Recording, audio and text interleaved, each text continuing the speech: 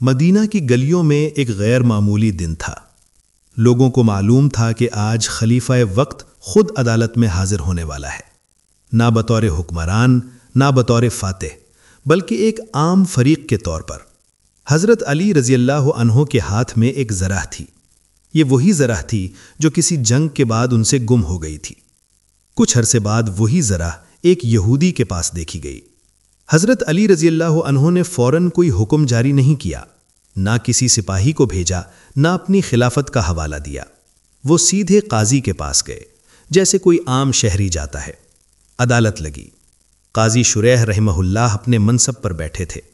ایک طرف امیر المومنین رضی اللہ عنہ کھڑے تھے، دوسری طرف ایک یہودی شہری۔ قاضی نے بغیر کسی جھجک کے مقدمہ شروع کیا، نہ کسی تعظیمی انداز میں، نہ کسی خوف کے ساتھ۔ حضرت علی رضی اللہ تعالی عنہ نے فرمایا، یہ ذرہ میری ہے، یہ مجھ سے گم ہو گئی تھی اور اب میں نے اسے اس شخص کے پاس پایا ہے۔ قاضی نے یہودی کی طرف دیکھا، تم کیا کہتے ہو؟ یہودی نے پورے اعتماد سے جواب دیا، یہ ذرہ میری ہے اور امیر المومنین رضی اللہ تعالی عنہ مجھ پر کوئی زیادتی نہیں کر رہے، مگر یہ ذرہ میری ملکیت میں ہے۔ عدالت میں خاموشی چھا گئی۔ یہ وہ لمحہ تھا جہاں طاقت بول سکتی تھی، مگر قانون بول رہا تھا۔ قاضی شریح رضی اللہ تعالی عنہ نے حضرت علی رضی اللہ تعالی عنہ کی طرف دیکھا اور وہ سوال کیا جو ہر منصف کو کرنا ہوتا ہے، کیا آپ کے پاس کوئی گواہ ہے؟ حضرت علی رضی اللہ تعالی عنہ چند لمحے خاموش رہے، پھر فرمایا، نہیں، میرے پاس کوئی گواہ نہیں۔ یہ جواب غیر معمولی تھا۔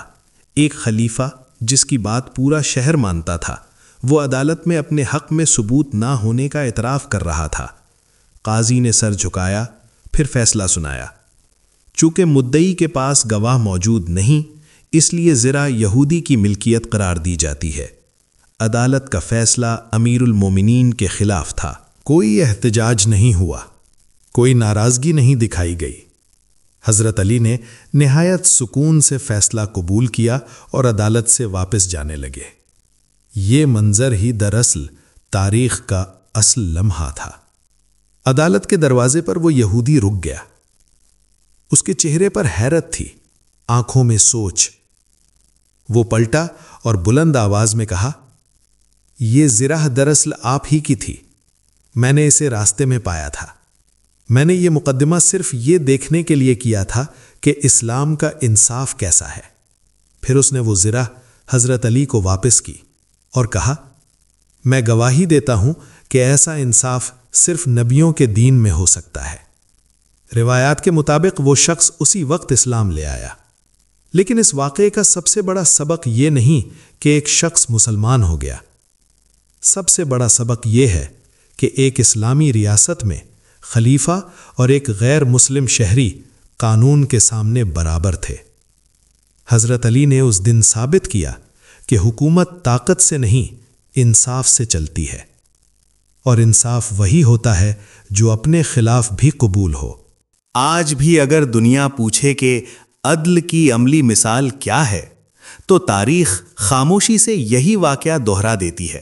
ایک قاضی، ایک یہودی اور ایک خلیفہ جو فیصلہ سننے آیا تھا، حکم دینے نہیں۔